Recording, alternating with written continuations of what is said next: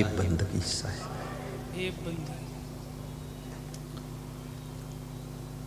चाहत सुख दुख संग न छाड़ा। बहुत ही मार्मिक पंक्ति है ये।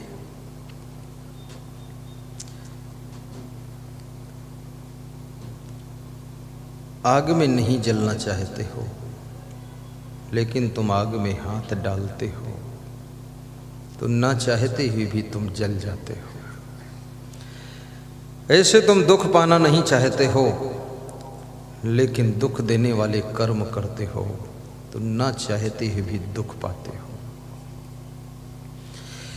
और जीव अजर अमर अविनाशी है। पूर्व जन्म पुनर्जन्म ये सब होता है।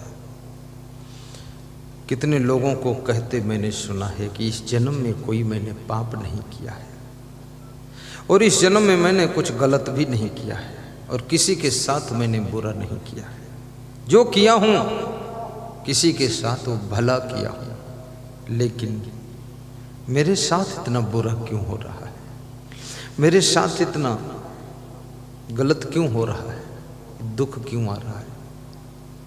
तो मैं उनको यही समझाता हूं कि प्रियवर, इस जन्म में तुमने गलत नहीं किया है, किसी के साथ बुरा नहीं किया है, लेकिन ये आत्मा तो अमर है।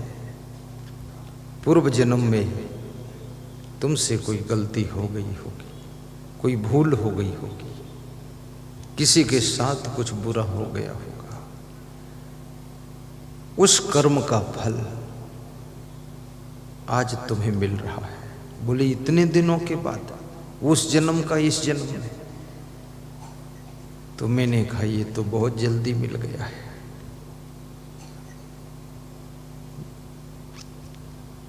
भगवान श्री राम को त्रेता युग में जो उन्होंने पेड़ के आड़ में छिप करके बाली को मारा था, उस कर्म का फल द्वापर युग में कृष्ण के रूप में जब जन्म हुआ, तब व्याध नाम के बहेलिये ने बाली का अवतार लेकर के, बाली का रूप व्याध बहेलिया, उसने पेड़ के आड़ से छिपकर ही बाण मारा था।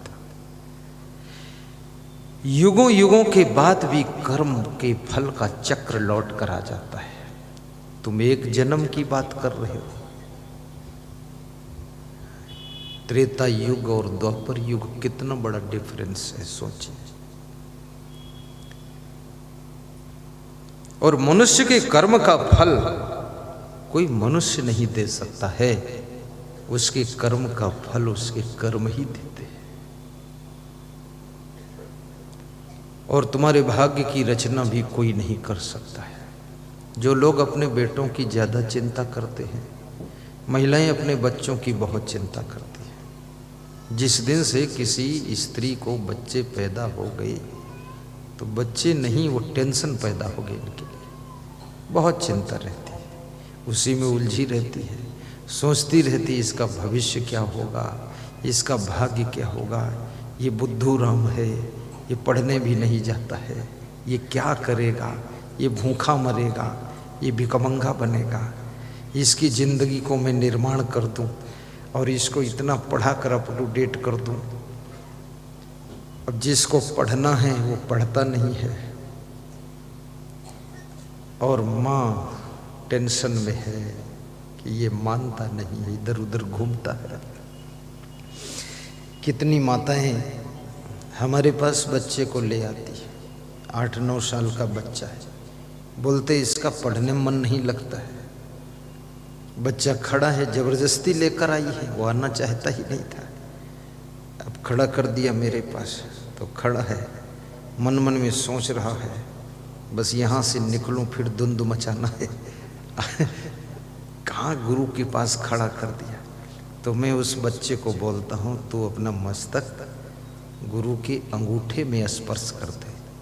फिर मैं गुरु मंत्र पढ़ देता हूँ, तो वो मस्तक अंगूठे में लगाता है, तो उसको करंट लग जाता है। करंट यानी बिजली का करंट नहीं, आशीर्वाद का करंट। तो अगर 1000 बच्चों ने लगाया है मस्तक, तो उसमें 900 बच्चों का काम हो गया, दिमाग बदल गया उनका। और जो 100 बच्चों का क्यों नहीं हुआ?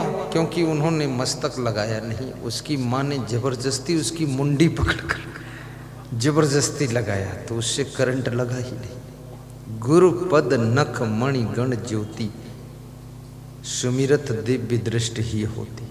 इसका अर्थ ये भी नहीं कि हिंदुस्तान के सभी बच्चे पकड़ के लाओ और मेरे चरणों के अंगूठे में करंट लगवा दो, तो ये तो एक समस्या खड़ी हो जाएगी। पद नख ज्योति, चरणामृत से भी करंट मिल जाता है, दर्शन से भी करंट मिल जाता है, प्रवचन सुनने से भी करंट मिल जाता है, सदग्रंथ पढ़ने से भी करंट मिल जाता है, और गुरु की चर्चा सुनने से भी करंट लग जाता है, गुरु का गुणगान करने से भी करंट लग जाता है। इसलिए याद रखना, जो लोग गुरु का गुणगान करते हैं, उनकी चर्चा करते हैं, उनकी बातें करते हैं, उनकी प्रशंसा करते हैं, उनका प्रचार प्रसार करते हैं, उनका प्रवचन सुनते हैं, उनका दर्शन कर लेते हैं और उनको हाथ जोड़कर नमस्कार कर लेते हैं, उनको भी कुछ न कुछ करंट मिल जाता है, कनेक्शन लग जाता है और फायदा होना शुरू हो जाता है। एकलव्य ने द्रोणाचार्य के पास तो सीखा नहीं था, क्योंकि उन्होंने सिखाया नहीं था, ऐसा बताते हैं। तो एक मिट्टी की मूर्ति बना करके उसको ही द्रोणाचार्य मानकर धनुष विद्या सीखने लगा। और बाण विद्या में इतना कुशल हुआ एकलव्य कि अर्जुन भी उससे पीछे हो गए। द्रोणाचार्य को आश्चर्य हुआ, एक कुत्ता आ रहा था, कुत्ते के मुंह में बाण भरे हुए थे, कुत्ता भौंक नहीं पा रहा था। द्रोणाचार्य ने देखा कि ये कौन इतना बाण विद्या में कुशल है, कुत्ते के मुंह में बाण भर दिया। द्रोणाचार्य ने कहा, जिधर से कुत्ता रहा उधर चल के देखते हैं। देखा जाकर के वहां एकलव्य जो है धनुष पर बाण चढ़ा करके निशाना साध रहा है। एकलव्य से कहा कि ये बालक तुम कौन हो? उसने कहा, मैं द्रोणाचार्य का शिष्य एकलव्य हूं। मैंने तो तेरे को शिष्य बनाया नहीं, तूने मुझसे कहाँ सीखा? इस कुत्ते के मुंह में तूने बाण भर दिए हैं। बोले, गुरुदेव आपकी कृपा से ही ये कला आई है। तो ये कला कैसे आ गई? मैंने सिखाया नहीं, कृपा कैसे हो गई? तो उसने कहा, आइए। मिट्टी की मूर्ति दिखाया, कहा ये गुरु द्रोणाचार्य है, इन्हीं के चरण छूकर प्रणाम कर लिया और इन्हीं से सीख लिया। याद रखना, श्रद्धा हो तो दूर से भी सीखा जा सकता है, श्रद्धा हो तो बड़ी दूर से जिंदगी को बदला जा सकता है, श्रद्धा हो तो अपने आप को कभी डायरेक्ट मिलन ना हुआ हो तो भी जिंदगी के